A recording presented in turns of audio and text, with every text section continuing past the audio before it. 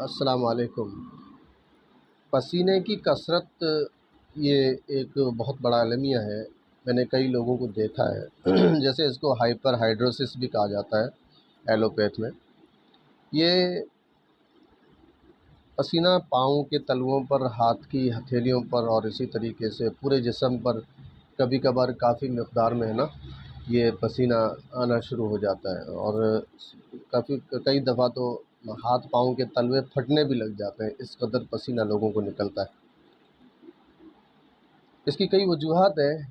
پہلی وجہ تو یہ ہے کہ انسان کے اندر کمزوری ہو، یا جن کے اندر خون کی کمی ہوتی ہے، اور ایسے لوگ جن کو ذیابیطس یعنی شوگر ڈائبٹس ہوتا ہے، اور دوسرے وہ لوگ جن کے عصبی بیماریاں یعنی جن کے اعصاب جو ہے نروس سسٹم جن کا ڈاؤن ہوتا ہے، اور دوسرا وہ جن کے غدد کام نہیں کر رہے ہوتے، یعنی گلینڈ جو ہوتے ہیں ہمارے، تو وہ غدد جو ہے وہ ناکارہ ہوتے ہیں، یا ان کا جو ایکٹیویٹی ہے وہ صحیح نہیں ہوتی، تو اس وجہ سے یہ پسینے کی کثرت ہوتی ہے۔ اور دوسرا اس میں ایک سبب دوسرا بھی ہے جس کو لوگ بہت کم جج کرتے ہیں، لیکن یہ میں سمجھتا ہوں کہ بہت بڑی وجہوں میں سے ایک وجہ یہ بھی ہے، جیسے انالجین ہو گئی، ڈسپرین ہو گئی، پیراسٹامال ہو گئی اور اسپرین ہو گئی۔ یہ گولیاں جو ہم کھاتے ہیں، کثرت سے استعمال کرتے ہیں، سر درد میں، دانت درد میں اور بخار میں، تھکاوٹ میں فوراً ہم کھا لیتے ہیں، تو لوگوں کو آگے چل کر ہے نا یہی پریشانی ہونا شروع ہو جاتی ہے، اور یہ ایسے زہر قاتل کی طرح انسان کو دھیرے دھیرے کھانا شروع کر دیتی ہے۔ تیسری وجہ اس میں ملیریا بخار، تیز بخار، اور یا کوئی انفیکشن ہو آپ کی باڈی میں، کہیں بھی جگر میں ہو یا کہ کسی بھی جگہ پہ انفیکشن ہو، ٹی بی ہو یا سیپٹیسیما، جگر میں خرابی، اور اسی طرح دوسرے بھی جو گلینڈس ہیں ان میں خرابی ہو، تو پھر پسینہ زیادہ آتا ہے، یہ دیکھا گیا ہے۔ اس کا علاج آسان بھی ہے، اور علاج تھوڑا وقت بھی مانگتا ہے، غذائی تبدیلیوں کی بھی ضرورت ہوتی ہے۔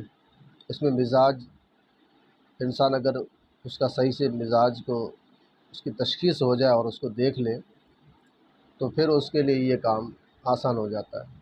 اس لیے مزاج کا معلوم کرنا انتہائی ضروری ہے۔ وہ آپ کیسے معلوم کریں گے؟ اس کے لیے جو رپورٹس ہوتی ہیں عام طور سے جو ہم کرواتے ہیں تو وہ ان میں ہمیں پتہ تو چلتا ہے، لیکن بہت کم چیزیں معلوم چلتی ہیں۔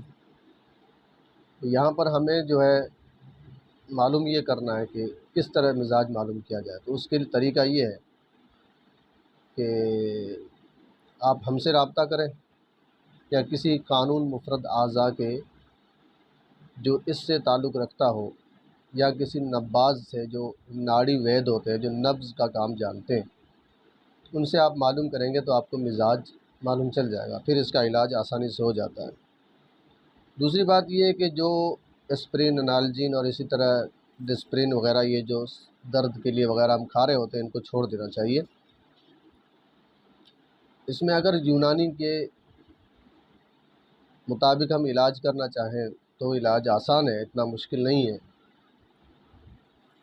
اس کے لیے سب سے پہلے جن لوگوں کو کچھ بھی نہیں ملتا، وہ یونانی دواخانوں میں سے کسی دواخانے پہ چلے جائیں، اور وہاں سے جو ہے کم سے کم مقوی قلب ادویات لے آئیں۔ ان میں دواء المسک معتدل ہے، اس کو حب جواہر کے ساتھ کھلائیں، 5 گرام جو ہے دواء المسک معتدل لے لیں، اور حب جواہر 1 عدد لے لیں،